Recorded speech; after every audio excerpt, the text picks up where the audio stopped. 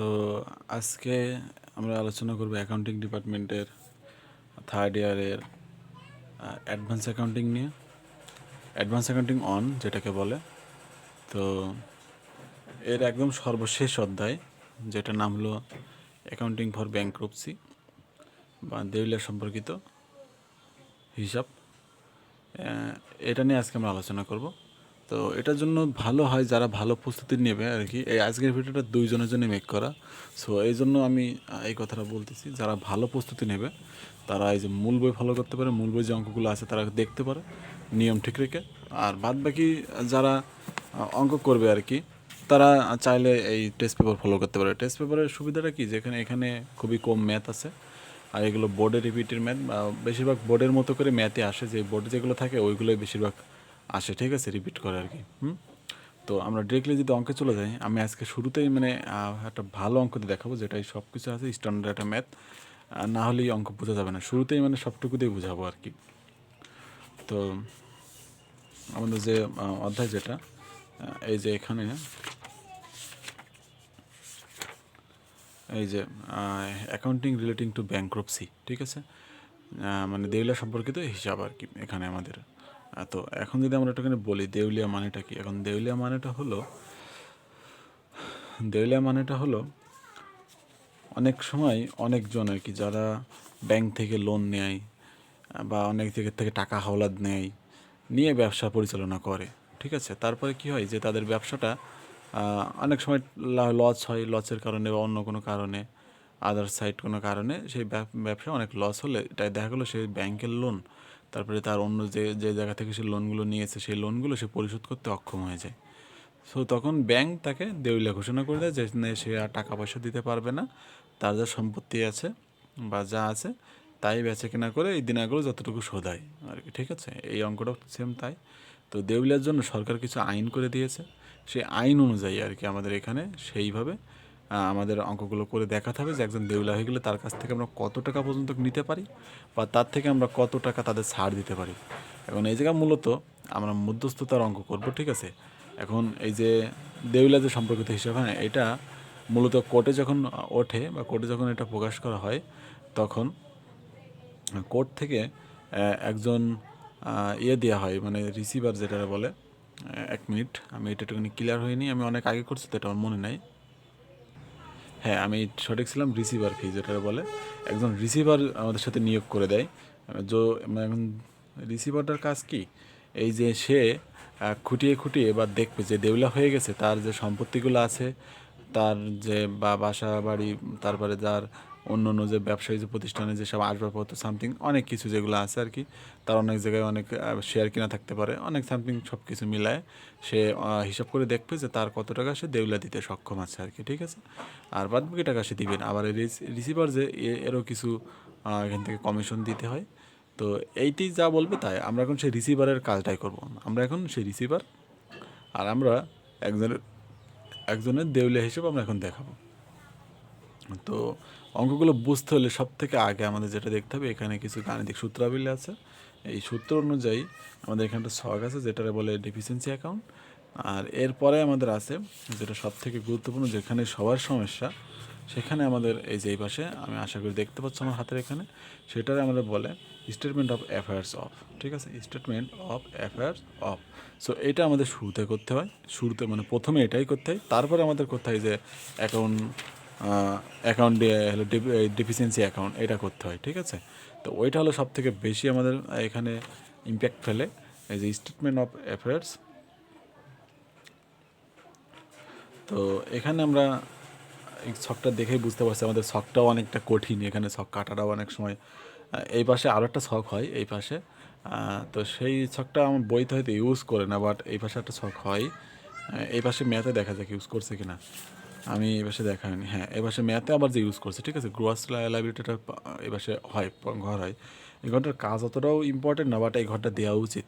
Total ঘরটা যদি আমি এখানে দেখাতে পারি, এই যে স্টেটমেন্ট অফ অ্যাফেয়ার্সের এখানে প্রথমে গ্রস লাইবিলিটি একটা ছোটো ঘর, তারপরে আমাদের লাইবিলিটিসের একটা বড় ঘর, তারপরে আমাদের এক্সপেক্টেড টু র্যাঙ্ক, এখানে আমাদের দ্বিতীয় ঘর, মানে ছোটো একটা ঘর, তারপর একটু বড় এখানে লেখা হবে টাইটেল মাইটেল এই জন্য, আর তার থেকে একটু বড়। তারপরে আমাদের হলো অ্যাসেট পার্টের ঘর আসবে, অ্যাসেট পার্ট যেটা সেটা, তারপর আমাদের বুক ভ্যালু আসবে। এই যে আমাদের যে অ্যাসেটগুলো আছে কত কত, এখানে ফার্নিচার আছে, ফার্নিচার এখন বুক ভ্যালুটা কত, আমরা কতটা বেচতে পারবো এখন, তাহলে এস্টিমেট টু প্রডিউস আমরা বেচতে পারবো এখন। এই যে ফার্নিচারটা আগে ছিল 8,000, এখন বেচতে পারবো 4,000 এরকম, ঠিক আছে। মোট আমাদের ঘর হবে হিসেবে এখানে দুইটা, এখানে একটা, তিনটা, মানে এখানে তিনটা, এখানেও তিনটা, ঠিক আছে, একটা দুইটা তিনটা, একটা দুইটা তিনটা।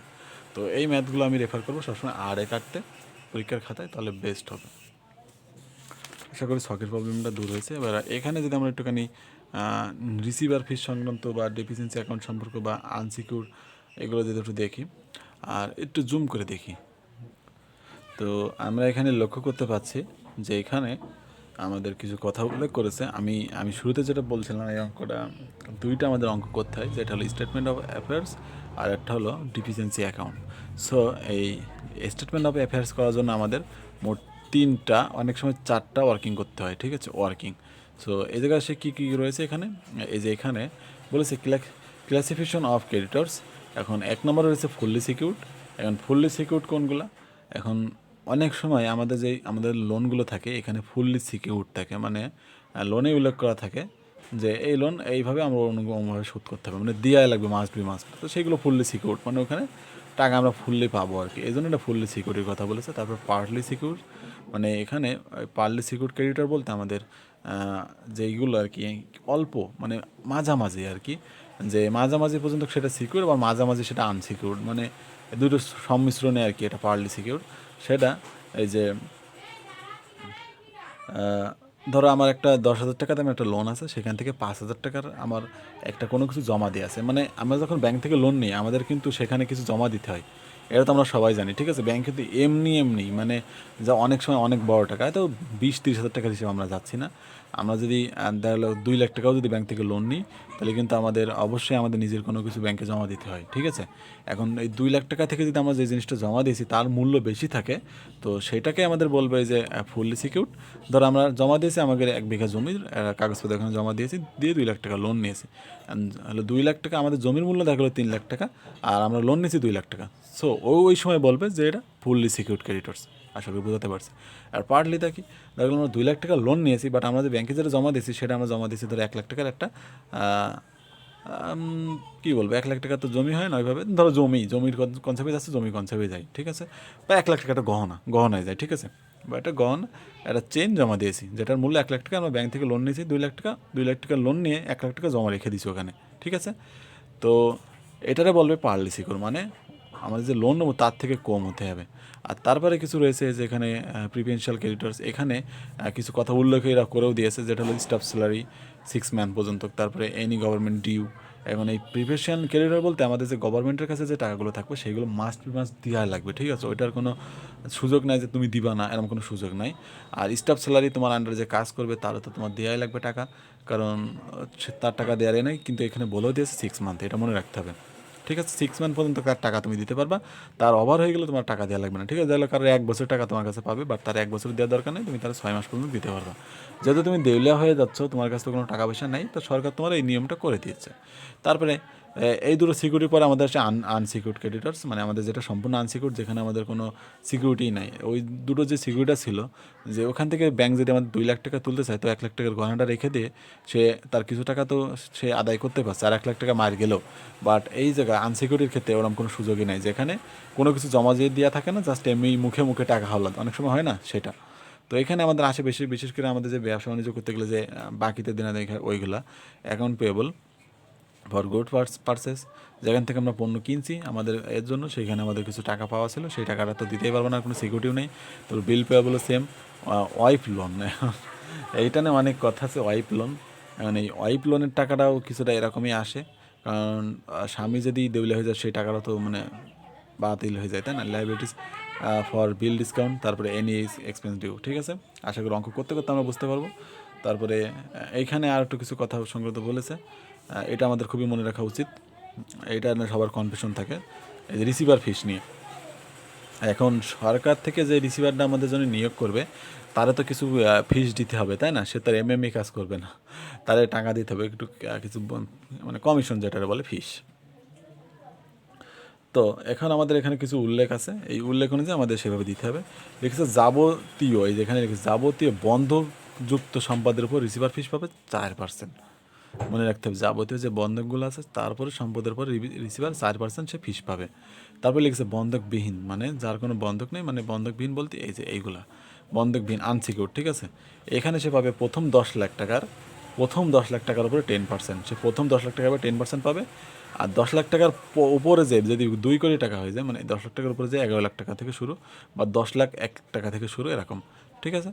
টাকার উপরে যে 2 কোটি টাকা পর্যন্ত, এটা হলো 2 কোটি, অথবা এই যে 1,90,00,000 টাকা পর্যন্ত সে 5% ফিস কাটতে পারবে। তার মানে প্রথমটায় যদি 10 লাখ হয় তাহলে বেশি কাটতে পারবে, যদি বেশি টাকা হয় তাহলে কম কাটতে পারবে। তারপর বলেছে 2 কোটি টাকার উপর থেকে যে যতটুকু ইনফিনিটি টাইম সেখানে 1% সে ফিস পাবে, ঠিক আছে। মানে আমি যদি একটুখানি সহজে বুঝতে চাই, যদি কারোর সম্পত্তি 10 লাখ টাকার উপরে হয়, দেখা গেলো হিসাব করতে দেখা গেলো তার সম্পত্তি এখন 10 লাখ টাকার মতো তার অবশিষ্ট আছে, সেটা যদি হয় তখন সে 10% ফিস পাবে। আর যদি কারোর সম্পত্তি 10 লাখ টাকার উপরে যায়, দেখা গেলো 10 লাখ থেকে বেশি 10.5 লাখ বা 11 লাখ থেকে 2 লাখ 2 কোটি পর্যন্ত যদি যায়, বা 2 কোটি 1,90,000 পর্যন্ত যদি যায়, তাহলে সে 5% পাবে তার সম্পত্তি হিসাব করে যদি দেখা যায় এর ভিতরে যদি থাকে। আর যদি কারো সম্পত্তি এরকম হয় যে 2 কোটির ওপরে যে চলে গেছে, 3 কোটি সম্পত্তি হয়ে গেছে, তখন সে 1% ফিস পাবে। আশা করি বুঝতে পারছো। আর এমনি যাবতীয় যেসব সম্পত্তি আছে সেসব বন্ধকযুক্ত সেসবের সে 4% পাবে, ঠিক আছে। তো আমরা আজ এ পর্যন্ত কি দেখলাম যে কীভাবে বেসিকটা, এখন আমরা ডিটেলসে দেখার জন্য একটা অঙ্ক দেখবো, একটা অঙ্কে ইনশাল্লাহ সব প্রবলেমটা ক্লিয়ার হয়ে যাবে। তো আমরা শুরু করব 12 নম্বর অঙ্ক দিয়ে, যেটা একটা খুবই স্ট্যান্ডার্ড অঙ্ক। আর এখানে 2014 সালে আসছিল থার্ড ইয়ারের জন্য, আবার ডিগ্রিতেও রিপিট করেছিল 16 সালে। তো এই ধরনের ম্যাথে আসার সম্ভাবনা সব থেকে বেশি, কারণ এই ম্যাথগুলো স্ট্যান্ডার্ড হয়ে থাকে, এখানে সব কিছুই থাকে, ঠিক আছে। তো আমরা শুরুতে ম্যাথটা যদি পড়ি, তো এখানে বলতেছে ম্যাথ। আর আরেকটা যদি কথা, আমার পড়ানোর সাথে তো বইটাও সামনে রাখতে হবে, তাহলে ম্যাথ বোঝাতে হবে, ঠিক আছে। শুধু ভিডিও দেখে কখনোই কোনো কিছু বোঝা যাবে না।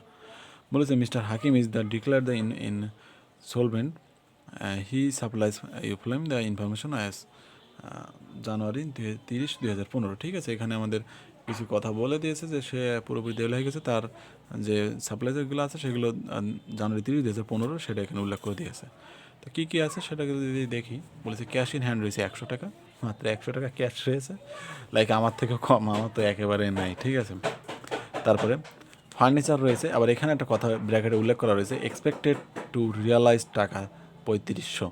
তো ফার্নিচারের দাম রয়েছে আমাদের 7,000, মানে যেটার মূল্য ছিল 7,000, বাট এখন সেটার যে এখানে দেখতে পাচ্ছি এক্সপেক্টেড রিয়ালাইজ সেটা হলো 3500, মানে 7,000 টাকা জিনিসের এখন মূল্য 3500। আশা করি বোঝাতে পারছি, মানে কমে অর্ধেক হয়ে গেছে, ঠিক আছে। তারপর স্টক রয়েছে, তারপরে সেটা এক্সপেক্টেড টু রিয়ালাইজ রয়েছে 6%, আমাদের যেটা 50% এখানে স্টক রয়েছে সেটা থেকে 6% আমাদের কি রিয়ালাইজ, মানে 40% সে বাতিল, মানে ওটা থাকবে না মূল্য, ঠিক আছে। এর থেকে 40% বাদে দিতে হবে, দিয়ে তার 60% যেটা থাকবে সেটা আমাদের মূল মূল্য, ওকে। তারপরে বুক ডেপ্টস অ্যান্ড গুডস, এটা গুডসের জন্য, ঠিক আছে। মানে গুড বলতে এখানে আর কি ভালো আর কি সেটা বোঝাইছে, যে 9,250, ঠিক আছে। তারপরে ডাউটফুল, মানে আমাদের যে পাবো না, এই যে এর থেকে 40% পাবো না, আনএক্সপেক্টেড রিয়ালাইজড, এই যে এর থেকে 40%, 17,000 থেকে 40% আর পাবো না, ঠিক আছে।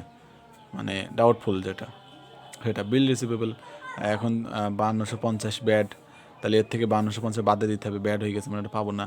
তারপরে বিল ডিসকাউন্ট এখানে 3,500 ব্যাড, এটাও পাবো না, মানে এইভাবে আর কি এখানে বোঝাই দিয়েছে। তারপরে লোন ফ্রম মিস্টার কালাম, এখানে টাকা উল্লেখ করে দিয়েছে। ওইটা আজানটা হয়ে যাক। তো যেখানে ছিলাম, আসলে আমারও নামাজ পড়তে হবে, আমি আই উইল ট্রাই। তো এখানে আমরা যেটা দেখছিলাম, এই যে এখান থেকে আসছিলাম মিস্টার কালাম পর্যন্ত, তো এখানে 17,500 টাকা রয়েছে, সে লোন নিয়েছে। এখানে কোনো কথা উল্লেখ নেয়নি, সে কোনো কিছু জমা টমা দিয়ে লোন টোন নেয়নি, ঠিক আছে।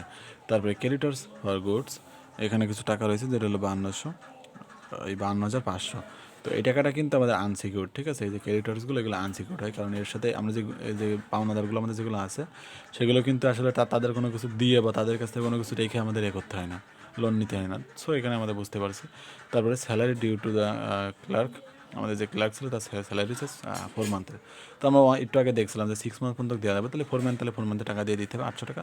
তবে ট্যাক্স ডিউ টু গভর্নমেন্ট, এই যে এই টাকাটা কিন্তু আমাদের প্রিফারেন্সিয়াল, এই যে এই দুইটা আর কি পরপর যে দুটো রয়েছে, এই দুটা কিন্তু আমাদের প্রিফারেন্সিয়াল ক্রেডিটর্স, কারণ গভর্নমেন্টের টাকা আর এগুলো টাকা আমাদের দেওয়া লাগবে, গভর্নমেন্টের 2,000 টাকা দেওয়াই লাগবে আগে, ব্যাঙ্ক লোন সিকিউরিড বাই, এই যে এখানে একটুখানি আমরা যদি দেখি, bank loan secured by lien on stock of book value of 35,000।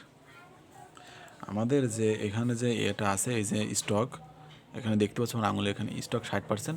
তো 50 যদি 60% আমরা যদি করি, আগে একটুখানি ক্যালকুলেশনে দেখাই দিই।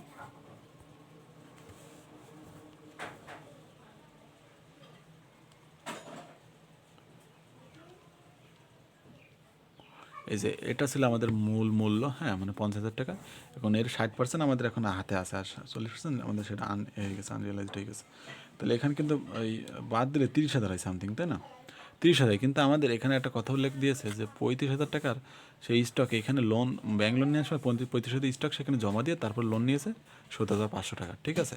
তো আমরা একটু আগে দেখছিলাম অঙ্কে, বুঝছিলাম যে যদি কোনো অঙ্কে টাকার থেকে মানে যদি বেশি পরিমাণে দেয়, জিনিস বন্ধক রাখে, তাহলে সেটা আমাদের ফুললি সিকিউর হবে। সো আমরা দেখবো 35,000 টাকার আমাদের 60% করে দেখবো যে ওই টাকাটা এখন বর্তমান মূল্য কত আছে। যেহেতু ওই সময় জমা রাখছিল যে 21,000 টাকা আছে, ঠিক আছে, 21,000 টাকা। এই যে এখানে আশা করি, এই যে এখানে দেখতে পাচ্ছি 21,000 টাকা আছে। তাহলে আমাদের 17,000 টাকা লোন নিয়েছে, তাহলে তো 17,500, তাহলে তো আমাদের বেশিই নিয়েছে, তাহলে এটা ফুললি সিকিউর হয়ে যাবে, ঠিক আছে?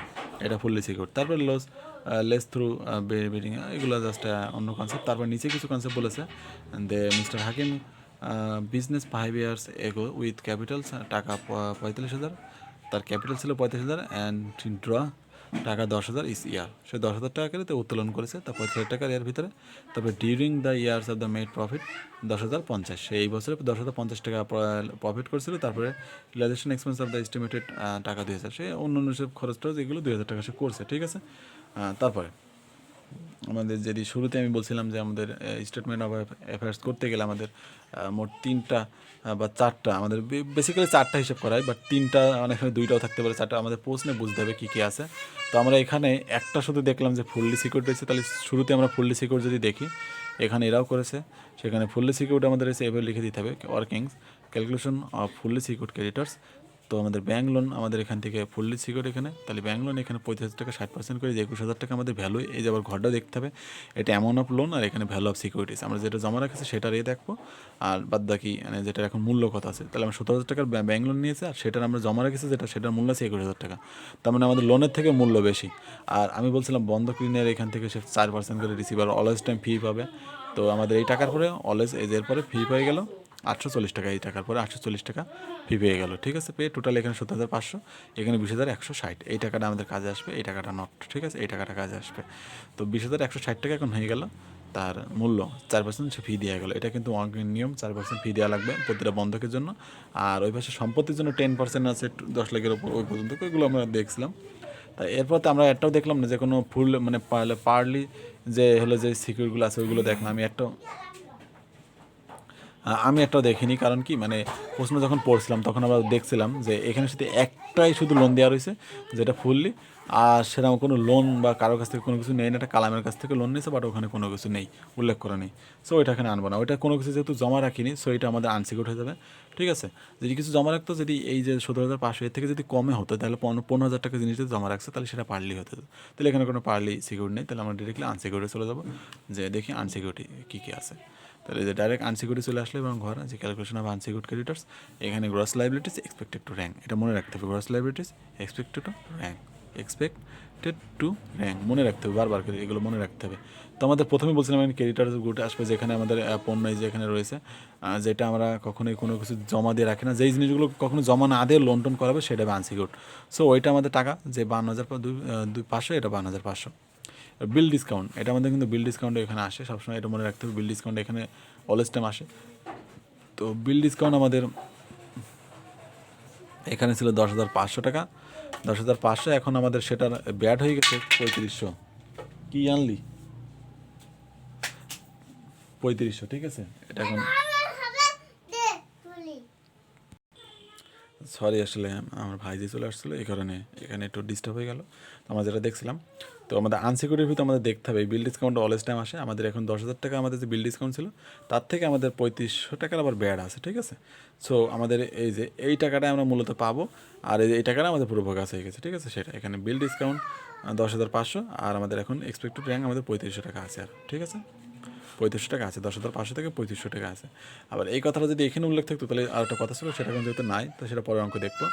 আর লোন ফ্রম কালাম, এই যে আমরা কালামের থেকে লোন নিয়েছিলাম বাট কোনো সিকিউরিটি ছিল না, সো সেটা এখানে চলে আসলো 17,500, যেটা মূল্য সেটা। জাস্ট এটা এখানে উল্লেখ করার কারণে এই যে 3500 ব্যাড এখানে উল্লেখ করার কারণে, সো আমরা এখানে 3500 দিয়েছি, আর 10,000 আমাদের আগের মূল্য ছিল, আশা করি বুঝতে পারছো। আর আরেকটা আমরা দুটো দেখছিলাম, দুটো এনটি, যে ট্যাক্স অ্যান্ড হলো স্যালারি, এই দুটো আমাদের প্রিভিয়েন্সিয়াল ক্রেডিটার্সে চাই। তাহলে এই দুইটা আমরা ডিরেক্টলি আমরা এখন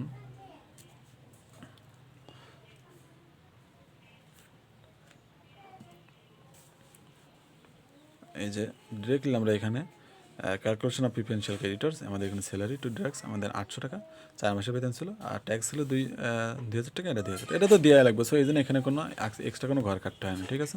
তো তিনটা আমাদের ওয়ার্কিং করা শেষ, এবার আমরা ডাইরেক্ট স্টেটমেন্ট অফ অ্যাফেয়ার্সে চলে যাবো। স্টেটমেন্ট অ্যাফেয়ার্স করার জন্য আমাদের এই ঘরটা অবশ্যই মনে রাখতে হবে, যে ঘর মনে রাখতে পারবে না তার জন্য আসলে অঙ্ক না, সে পারবে না, তার আসলে প্রবলেম হবে। তো আমরা ঘরে শুরুতেই বলি, এই পাশে একদম শুরুতে যে ছোটো ঘরটা হবে সেটার নাম হবে গ্রস লাইবিলিটি, তারপর একটা বড় করে ঘর হবে যেখানে নাম থাকবে লাইবিলিটিস, আর তারপরে যে ছোটো একটা ঘর হবে টাকার ঘর, এই দুটো টাকার ঘর। এই টাকার ঘর দুইটারই হবে হলো, একটার নাম হলো গ্রস লাইবিলিটি এই পাশে, আর এটা এই পাশে যেটা আছে এক্সপেক্টেড টু র্যাঙ্ক, আর এই পাশে হবে অ্যাসেট, তারপর হবে বুক ভ্যালু, ছোটো টাকার ঘর, আর একটুখানি বড় এই এরও টাকার ঘর, সেটা হলো এস্টিমেট টু প্রডিউস, মানে আমাদের এটা বুক ভ্যালু কী ছিল আগের মূল্য, আর এখন বর্তমানে কত মূল্য আছে সেটা। ওকে, তো শুরুতে আমাদের এই পাশে, আর এই গ্রস লাইবিলিটি অতটা আমাদের জন্য ইফেক্টিভ না, এটা যোগফল আমাদের দেখার দরকার না, আমাদের এক্সপেক্টেড র্যাঙ্ক আমাদের সব থেকে মূল্য, যেটা আমরা সেখানে দেখবো। শুরুতে আমাদের ফুললি সিকিউর, আমরা যেই তিনটা ওয়ার্কিং করলাম সেখানে এই তিনটা আনতে হবে, ফুললি সিকিউর আমরা আনছিলাম, তাহলে ওখানে আমরা দেখছিলাম 17,500 টাকা আমরা দিনাদায়িক আছে ক্রেডিটার্সের কাছে, মানে যে ব্যাঙ্ক লোনের ওখানে।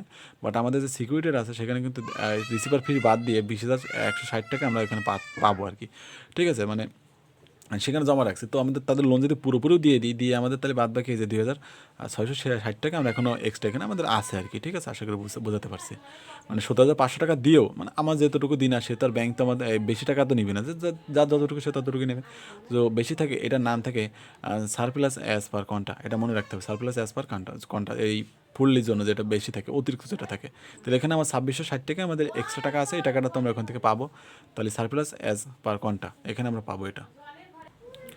তো এখানে আমরা যেটা দেখছিলাম ফুললি সিকিউর ক্রেডিটর্স, আমাদের যে এক্সট্রা যে টাকাটা সেটা আমরা নিয়ে নেবো, সেটার নাম হবে সারপ্লাস এই সারপ্লাস অ্যাজ পার কন্টা, এটা নাম থাকবে।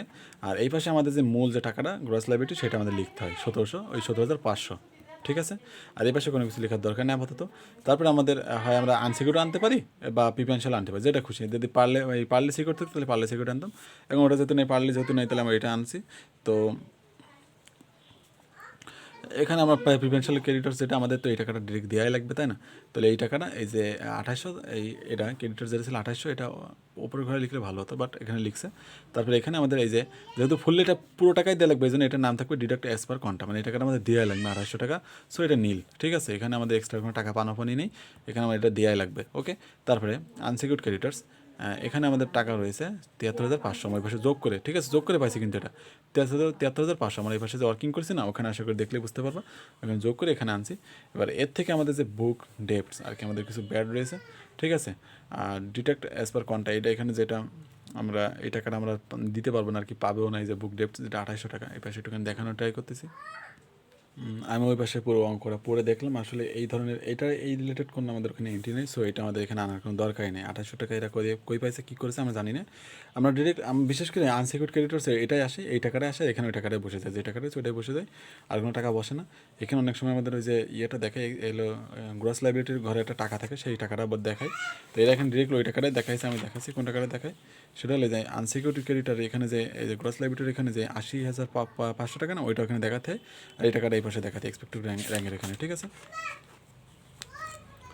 তাহলে এখানে আমাদের দরকার ছিল 80,000 টাকা দেখানো, 80,000ই দেখাতে হবে এখানে, তাহলে এটা হবে 80,000। আর এখানে যে টাকা, ঠিক আছে, এই এন্ট্রিটা হওয়ার কোনো দরকার নেই, প্রশ্ন নেই, এন্ট্রিটা হবে না এখানে, ওই এন্ট্রি বলে কোনো 2,800 টাকার কোনো এন্ট্রি আমাদের বুক ডেপ্টস নেই, ঠিক আছে। তো আমাদের এই পাশে লাইবিলিটিস পাস শেষ, এবার আমরা যাবো অ্যাসেট পাশে, ঠিক আছে। তো অ্যাসেট পাশে আমাদের কী রয়েছে সেটা আমাদের দেখতে হবে। শুরুতে আমাদের লিখতে হবে আনসিকিউর্ড প্রপার্টি, মানে আনসিকিউর্ড প্রপার্টি বলতে কি, আমাদের যে সম্পত্তিগুলোর কোনো সিকিউরিটি নেই, ঠিক আছে। তোমাদের ক্যাশ ইন হ্যান্ড প্রথমে আসবে, তো ক্যাশ ইন হ্যান্ডের বুক ভ্যালু যা অরিজিনাল নগদ টাকার সাথে তার কোনো হয় না, কম হয় না, তাহলে 100 টাকায় আছে। ফার্নিচার আমরা দেখছিলাম ওই পাশে 7,000 টাকাটা ফার্নিচার ছিল, যেটা মূল্য এখন হয়ে গেছে 3,500, সো আমাদের এই বুক ভ্যালু আগে ছিল 7,000, এই পাশে 3,500 আমরা লিখে দিলাম। স্টক, এখানে 50,000 টাকা থেকে আমরা 35,000 টাকা আমরা স্টক আমরা এখানে জমা দিয়ে দিয়েছিলাম ব্যাংকে লোন নেওয়ার সময়, এই যে আমরা দেখতে পাচ্ছিলাম এখানে। তো মাইনাস করার পরে যে 15,000 থাকে, 15,000 60% করলে আমাদের 9,000 টাকা আমাদের এখন বুক ভ্যালু আছে, এটা এখন মূল্য থাকে, বুক ভ্যালু আছে এটা, ঠিক আছে। তারপর বুক ডেপস, এই জিনিসটা এইভাবে লেখা সব থেকে ভালো। বুক ডেপস ওই পাশে আমরা দেখছি যে গুড আছে 9,250, তা গুড মানে এই টাকাটা আমরা শিওর পাচ্ছি, তাই বলে গুড লেখা।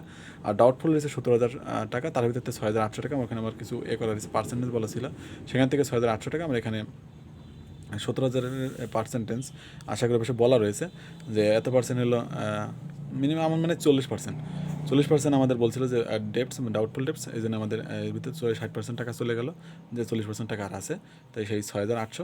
আর এখানে বিল রিসিভেবল আমাদের ওখানে ছিল আগে যে 9,250, তার থেকে এই যে 5,250 এখানে বাদ দিয়ে দিচ্ছি, ওখানেও একটা কথা উল্লেখ ছিল, আমি ওখানে ওই পাশে যাই।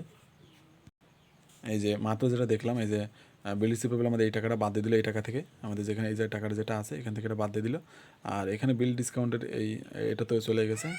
আর এই যে ডাউটফুল যে দেখলাম এটা রিয়ালাইজ 17,000 40% করলে 6,800 টাকায় হয়। তো আমাদের আশা করি বুঝতে পারছো ম্যাটটা। তো পরপর এগুলো লিখলাম, কোন এন্ট্রি কোথায় যাচ্ছে এগুলো তো বোঝাই যাবে, মানে অঙ্ক বেশি বেশি করতে করতে। তো এই পর্যন্ত আমরা এসে আমরা যদি যোগটা নিই বুক ভ্যালু, আর কোনো আমাদের এন্ট্রি নাই, বুক ভ্যালু যে অ্যাসেট তো আর নাই, আমাদের তো সম্পত্তি আর নাই, আজ যেগুলো ছিল সিকিউরিটি সেগুলোতে দেখাই দিলাম। আর এই পাশে এই পর্যন্ত যদি যোগটা নেওয়ার পর আমরা দেখি 57,600, আর এখানে আমাদের এটার এখন মূল্য আছে 57,000 টাকা 600, যে এই জিনিসটার মূল্য এখন আছে 32,650, ঠিক আছে। আমার ভাই সে যে ব্যাপক ডিস্টার্ব করতেছে, সো এইসব দিকে না যায়। আজকে একজনের রিকোয়েস্টে আমি একটা পড়াছিলাম, ভাবছিলাম যে খুবই মনোযোগ দিয়ে দেখাবো, খুবই ভালোভাবে দেখাবো, তো জানি না কতটুকু পারতেছি, বাট আমি আমার জায়গা থেকে ট্রাই করতেছি, দুজনই তোমরা আশা করি বুঝতে পারবা, ঠিক আছে। সো আমরা ওই পর্যন্ত যখন যোগ টেনে দেখলাম যে এই পর্যন্ত 57,600, আর এই পাশে আমাদের 32,650 আমাদের মানে এটার বুক ভ্যালু ছিল, এটার এখন মূল্য হয়ে গেছে যে 32,650। এবার এখান থেকে মানে কল আসছে, সরি, এখান থেকে আমাদের লেস দিব আমাদের যে রিসিভার ফিস, ঠিক আছে। এখন এখানে আমাদের কথা আছে, এখানে সেকশন 66 এখানে আমরা দেখছিলাম যে খানিকক্ষণ আগে। আর এই জায়গায় একটা কথা, সেটা হলো রিসিভার ফিসের এই নগদ টাকার পরে তার কোনো রিসিভার ফিস দেওয়া লাগে না, তো নগদ টাকাটা বাদ দিয়ে করতে হবে এখানে। তো ক্যাশ টাকা বাদ দিয়ে দিয়েছি 100 টাকা, আমাদের যে মূল টাকা এই টাকাটা পরে যেহেতু ফিস দিতে হবে, আমাদের বলা ছিল প্রথম 10 লাখ টাকার পরে 10%, সো আমাদের এখানে 10 লাখ টাকার নিচে আছে, সো আমাদের এখানে 10% দিতে হবে। তাহলে এই যে আর নগদ টাকা বাদ দেওয়ার পরে যায়, তাহলে এই যে 32,000 সরি 3,255, ঠিক আছে। এটা আমাদের রিসিভার ফিস, এটা কিন্তু অবশ্যই লেস করতে হবে এর থেকে, হ্যাঁ, এটা আমাদের দিয়ে দিতে হবে। তাহলে লেস করে আমাদের 29,395। ওকে, এবার এই পাশে যে আমাদের এক্সট্রা টাকা যেটা এলাম ওটা তো এখানে সে অ্যাড করে দিতে হবে, তাই না। এই টাকাটা তার এখন দিতে হবে, আর ওই টাকা শোধ করেছি আমরা এখন 2,2660 টাকা পাবো। তাহলে ওই পাশের সারপ্লাস এই পাশে এসে অ্যাড হয়ে যাবে, সেটা হলো 2,000, এই যে 2,660 টাকা, এটা আমাদের অ্যাড হয়ে যাবে সারপ্লাস। তাহলে 29,395 সাথে যোগ করে আমাদের 32,255 টাকা আমাদের হয়ে গেলো, এটা 32,055, ঠিক আছে। এবার এই পাশের আমাদের যে ডিটাক কন্ট্রাস্ট ছিল যে 2,800 টাকা, এটা তো আমাদের দেওয়া লাগবে তাদের, তাই না। এই যে ডিটাক অ্যাজ পার কন্ট্রাস্ট এটা, আর এটা কিন্তু সারপ্লাস, এটা মনে রাখতে হবে, এটা বেশি এটা কম, মানে এটা দেওয়া লাগবে। তো এই টাকাটা যদি দেওয়া লাগবে এটা আমাদের লেস করতে হয়, সো ডিটাক অ্যাজ পার কন্ট্রাক্ট এটা লেস, ঠিক আছে, লেস। তো এটা লেস করতে হয়, তাহলে আমাদের 2,800 করলে আমাদের এখানে আবার 29,255 টাকা হয়। এবার এখানে লেস রিয়েলাইজেশন এক্সপেন্স, আমাদের এখানে একটা অঙ্ক ছিল আমাদের, যেটা রিয়েলাইজেশন এক্সপেন্স আমরা এখানে বোঝাচ্ছিল। এই যে এখানে একটা কথা বলেছিল রিয়েলাইজেশন এক্সপেন্স, ওইটা এখানে আসে, ঠিক আছে, 2,000 টাকা। এটা দুই জায়গায় যাবে, যেহেতু আমাদের হিসাবের কথা বলেছে, তো এটা দুই জায়গায় যাবে, আবার ডিফিসিয়েন্সি অ্যাকাউন্টেও যাবে এটা। তো এখানে আমাদের 2,000 টাকা এখানে আমরা লেস করে দিলে আমাদের 27,255 হয়। এবার এইটাই আমাদের এবার দেখতে হবে যে এই পাশের টাকার সাথে এই পাশের টাকা আমাদের কত ডিফারেন্স আসে। তো এই পাশে আমাদের যোগ করে যেটা হয়েছিল 73,500, এই পাশে একটা এন্ট্রি ছিল 73,500 হয়েছে। এই পাশের কোনো আমাদের কিন্তু কোনো হিসাব আসবে না, জাস্ট এই ঘরটা এই ঘরটা, মাঝখানের ঘরও না এই পাশের ঘরও না। তো এবার এই পাশে 73,500 করতে হবে, করে মাঝখানে যে আমাদের গ্যাপটা থাকবে, যে ব্যালেন্সিং ফিগার বিএফ মানে ব্যালেন্সিং ফিগার বিএফ মানে, তো এখানে আমাদের ডেফিসিয়েন্সি অ্যাকাউন্ট এটাই আমাদের। তাহলে মোট আমাদের টাকা পাবে, আমরা এই টাকাটা শোধ করতে পারবো না, সেটা হলো 46,245 টাকা আমরা শোধ করতে পারবো না, ঠিক আছে, আশা করি বুঝতে পারছো। ওকে, তো এবার আমাদের ডিফিসিয়েন্সি অ্যাকাউন্ট করতে হবে ওই টাকার পরে। তাহলে এই যে আমাদের ডিফিসিয়েন্সি অ্যাকাউন্ট, আমাদের দুই পাশে দুইটা ঘর টি সাকে করা, তুমি চাইলে আধুনিক সাইজ হক এই পাশে দুইটা টাকার ঘর দিয়ে তুমি ডিরেক্টলি নিচে করতে পারবো, ও ওটার থেকে টি সকটা বেস্ট, ঠিক আছে। তো এই পাশে ক্যাপিটাল প্রফিট আর ডিফিসিয়েন্সি অ্যাকাউন্টে আসে, বিশেষ করে আর কোনো এন্ট্রি আসে না। এই পাশে ক্যাপিটাল আসে, প্রফিট আছে, আর ডিফিসিয়েন্সি অ্যাকাউন্টে আসে। তো আমাদের ক্যাপিটাল আমরা পাশে অঙ্কে আমরা প্রশ্ন আমরা দেখছিলাম, এই পাশে প্রশ্ন উল্টোপিল্টো হওয়ার কারণে এই প্রবলেমটা হচ্ছে। ক্যাপিটাল আমাদের ছিল এই যে ক্যাপিটাল 45,000, আর সে উইথড্র করেছে 10,000, উইথড্রটা ওই ক্রেডিট পাশে দেয়। আর এই ডোরিং মানে এই যে ওই ইয়ার এসে প্রফিট করেছিল 10,050, আমরা দেখে নিলাম ওই পাশে যা যা আছে। তো ক্যাপিটাল 35,000 লিখে দিলাম, আর যে প্রফিটটা যেটা করেছে 10,050 এটা লিখে দিলাম। আর আমরা এই মাত্র যে অঙ্কটা করলাম ডিফিসিয়েন্সি অ্যাকাউন্ট, সেটা আমরা এখানে 46,245 এখানে লিখে দিলাম ডিফিসিয়েন্সি অ্যাকাউন্ট, ঠিক আছে। এবার শুরুতে আমাদের বলছিলাম এই পাশে ডিউরিং আসবে, এটা কিন্তু ডেবিট, এটা ক্রেডিট, ঠিক আছে। এই পাশে ক্রেডিট, এটা ডেবিট, ডেবিট, ডেবিট ক্রেডিট। তো ডেবিট পাশে শুরুতে আমাদের আসবে হলো ড্রয়িংস। তো এখানে 50,000 টাকা আমাদের ড্রয়িং করছে সে প্রতি মা হলো কী করছে এখানে 50,000 ড্রয়েস 10,000 ইসিআর। এখন এখানে 10,000 আমাদের সে ড্রয়িং করছে, এবং ওই পাশে একটুখানি দেখে কী বলছে। এখানে যদি আমরা একটু লক্ষ্য করি, এখানে 5 বছর আগে সে করছে, কোম্পানি খুলছে বা দোকান দিয়েছে, সেই দোকানে সে 5 বছর ধরে 10,000 টাকা করে সে ক্যাপিটাল নিয়েছে, মানে নিয়েছে, ড্রয়িং করেছে, মানে উত্তোলন করেছে, ঠিক আছে। সো 5 বছরে যদি আমরা হিসাব করি, তাহলে এর সাথে 5 গুণ দিয়ে তাহলে আমাদের 50,000 টাকা সেই টোটাল 5 বছর ওখান থেকে নিয়েছে, লাভ নিয়েছে, ঠিক আছে। তো সেই টাকাটা আমাদের এখানে উল্লেখ করতে হবে ড্রয়িং। এই যে ড্রয়িং যেটা আমাদের 50,000 টাকা, এখানে 10,000 গুণ 5 দিয়ে মানে বেস ছিল, একটু নোট করা, এটা হলো 5 ইয়ার্স। এটা আমাদের মেন টাকা, প্রতি বছর ইসিআর করে নিচ্ছে 50,000। এবার আমাদের লেস থ্রু দ্য বেটিং, আমাদের বেটিং খরচের টাইপ আমরা দেখছিলাম যে যেটা এর ঘরের ভিতর ছিল সেটা আমাদের এখানে আসবে। এই যে এখানে আমাদের ছিল লেস থ্রু দ্য বেটিং, এই যে এখানে আমাদের 2750, এটা এই ঘরটা এখানে আসবে, এইসব এন্ট্রিগুলো এখানে আসবে, ঠিক আছে। আশা করি বুঝতে পারছো। তো এখানে চলে আসলো। তারপরে আমাদের রিয়েলাইজেশন অফ মানে লস অ্যান্ড রিয়েলাইজেশন, আমাদের যে রিয়েলাইজেশন লসটা হয়েছে, এই যে আমাদের এখানে জিনিসপত্রগুলো যে মূল্য কমে গেছে, এটা থেকে আমাদের কত পরিমাণ লস হয় সেটা। ফার্নিচার এখন দাম হয়ে গেছে 3500, আর বিল রিসিভেবলের দাম এখন হয়ে গেছে 5250। এখানে মানে এগুলো কিন্তু বাদ দেয় টাকা, এটা কিন্তু আমাদের মানে বাদ হয়ে গেছে আর কি, ঠিক আছে। ওখান থেকে এই যে 3500 এখানে আমাদের ছিল, এখানে একটু দেখতে পাচ্ছ, আগে ছিল 7,000, তার থেকে মূল্য গেছে 7,000, তাহলে এখন আর বাকি বাদ হয়ে গেলো কত, 3500। এটা বোঝা যাচ্ছে না ওইভাবে, বাট এ পাশে যদি আমরা একটুখানি এই যে এই জায়গায় যে অঙ্কটা রয়েছে সেটা, এই যে বিল ডিসকাউন্টে, এই বিল রিসিভেবলে যদি দেখি, বিল রিসিভেবল, এই যে বিল রিসিভেবল আগে ছিল 9,250, এখন হয়ে গেছে 5,250, মানে বাদ হয়ে গেছে যে এখন বর্তমানে যেটা হয়েছে, তাহলে 5,250টা আমাদের এখানে আসবে, কারণ এই জিনিসটা আমাদের কি কমে গেছে, ঠিক আছে। আর এখন ওর মূল্য হয়ে গেছে 4,000, এটা আসবে না। এই যে যেটা কমে গেছে, যেহেতু এখানে আমাদের যদি এখানে দেখি, তাহলে আগে ছিল 7,000 মূল্য, সেখান থেকে 3500 বাদ হয়ে গেছে। এই বাদ হয়ে যাওয়াটুকু আমরা এখানে আনবো এই ডিফিসিয়েন্সি অ্যাকাউন্টে, ঠিক আছে। সো বাদ হয়ে যাওয়া এই যে 5250 টাকা আনলো। আর স্টকে আমাদের যেহেতু 20,000 স্টক যেটা ছিল 20,000 এক্সট্রা আমাদের বাদ হয়ে গেছে, কারণ আমি এখানে একটু আরেকবার দেখাই, স্টকে আমাদের মূল্য ছিল কিন্তু এবার যদি একটু যাই, স্টকের মূল্য ছিল 50,000 টাকা থেকে, সেখান থেকে 60% রিয়েলাইজ করতে হবে, তাহলে 40% আমাদের এক্সট্রা, তাই না। 60,000 50,000 40% করলে বোঝা যাবে, তাহলে 50,000 গুণ 40%, এই যে 20,000 টাকা আমাদের তাহলে বাদ হয়ে গেলো। তো এই টাকার আমাদের রিয়েলাইজেশনটা ওখানে আনতে হবে, ঠিক আছে। এখন 40% কেন আনলাম, কারণ 60% আর মূল্য আছে, 40% তাহলে কমে গেছে, সেই কারণে 20,000 আনলাম, ওকে। তারপর বিল ডিসকাউন্টের এই টাকাটা সেম টু সেম এটা চলে আসবে এখানে, বিল ডিসকাউন্ট 3500, এটার কোনো এন্ট্রি নেই আর। তারপরে বুক ডেপস আমাদের 10,200 যেটা রয়েছে সেটাই, ঠিক আছে। তারপরে রিসিভার ফিস আমাদের আগে যেটা আমরা যে টোটাল যে রিসিভারগুলো সেই সবগুলো এখানে লিখতে হবে, তাহলে এখানে আমরা দিয়েছি রিসিভার ফিস 3255, আর এই পাশে একটা রিসিভার ফিস দিয়েছিলাম, এই যে এখান থেকে দিয়েছিলাম 4% 840, আর কোনো রিসিভার ফিস দেয়নি, ঠিক আছে। আর বুক ডেপস যেটা আমরা এখানে দেখছিলাম গুডের যে টাকাটা, এই যে এখান থেকে সেটা ডিরেক্টলি ওখানে দিয়ে দিতে হবে, এই যে এখান থেকে যেটা দেখছিলাম ওটা এখানে দিয়ে দিতে হবে, ঠিক আছে। এই যে বুক ডেপস 10,000, এই যে এখান থেকে যেটা দেখছিলাম, ঠিক আছে। তো এখানে আমাদের যেই টাকাটা এখানে ডিরেক্টলি চলে আসলো, বুক ডেপস 10,200, মানে আমাদের বাদ দেওয়া টাকাটা এইভাবে চলে আসলো। তারপর রিসিভার ফিস তো দিয়ে দিছি এখানে, আগে এতে দিলাম এই স্টেটমেন্ট অ্যাফেয়ার্সে দিছি 32,55, আর আগেরটা দিয়েছিলাম 840, দুইটা যোগ করে যেটা আরও থাকতো যোগ করতাম। আর রিয়েলাইজেশন এক্সপেন্স আমাদের 2বার আসবে, এটা 2,000 চলে আসলো এখানে। তো এটা যেহেতু বাইরে ছিল কিন্তু 2বার আসলো, তো এটা 2 পাশে সমান হয়ে যাবে, তখন অঙ্ক হবে, তাছাড়া অঙ্ক মিল হবে না, ঠিক আছে। আশা করি বুঝতে পারছো। অঙ্কটা অনেকটা কঠিন। তো এই অঙ্ক এভাবে ভিডিও করে কতটুকু বোঝাতে পারছে জানি না, যদি কোনো রকম প্রবলেম থাকে অবশ্যই জিজ্ঞেস করতে হবে। আজ পর্যন্ত তো কোনো প্রবলেম হয়নি, বাট জানি না কতটুকু বোঝাতে পারছি। তো কোনো এন্ট্রিতে যদি কোনো মনে হয় যে না এন্ট্রিটার সমস্যা আছে, তো সেই এন্ট্রিটা আমি দেখানোর ট্রাই করবো, যেহেতু এই ম্যাথ এই পাশ ওই পাশ হওয়ার কারণে আর ভিডিওতে এভাবে সেট আপ আমার না থাকার কারণে মূলত ওইভাবে বোঝাতে পারছি কিনা আমি জানি না, বাট আমি ট্রাই করছি আমার বেস্ট করার জন্য। তো এখন বাদ বাকি তোমাদের হাতে, যে তোমরা কীভাবে ম্যাথটা করবা আর কীভাবে কী করবা সেটা তোমাদের হাতে, এটা আমার হাতে কোনো কিছুই না। তো এই পর্যন্ত কি আজ, আর যদি কোনো প্রবলেম থাকে সেটা তো অবশ্যই আমাকে জানাতে হবে, বাদ বাকি আমি সেটা দেখে নিব, ঠিক আছে? এখন আরেকটা প্রশ্ন তোমাদের থাকতে পারে যে ওয়েট একটুখানি দেখাচ্ছি ক্যালকুলেটরটা নিয়ে। তো সেই প্রশ্নটা কি যে ব্যাংক ডেপস এই ডাউটফুল যেটা বললাম যে বুক ডেপস ওইটা কী করে পেলাম, ঠিক আছে?